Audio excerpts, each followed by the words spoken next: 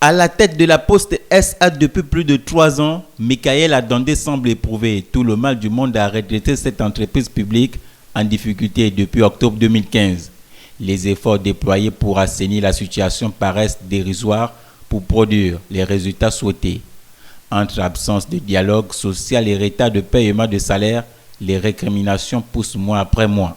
Si la direction générale de la Poste SA ne nie pas la crise que traverse l'entreprise, elle trouve cependant excessifs et spéciaux les griefs qui lui sont faits par les syndiqués à travers divers médias de la place.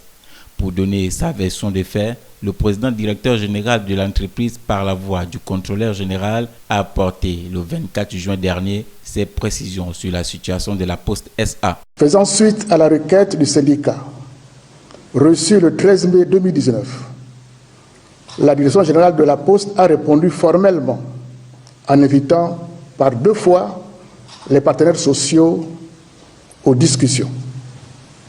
Au jour prévu, seuls les délégués du personnel étaient présents. C'est alors que la direction générale a pris l'initiative d'une réponse par voie d'une communication écrite au personnel. Il n'y a aujourd'hui aucun salaire en retard à la Poste SA. S'agissant de l'état du dialogue social qui serait absent à la Poste, Michael Adandé se repose sur l'indifférence de la direction générale n'est pas fondée.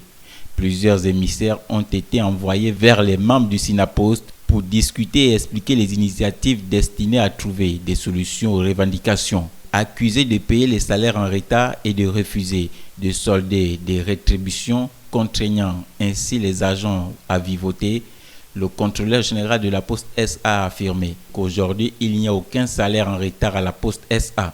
Les salaires de mois de mai et juin 2019 sont payés. Ce dernier assure que si la grève pour retard de salaire persiste, elle n'a plus aucun objet et vise d'autres objectifs que la revendication salariale.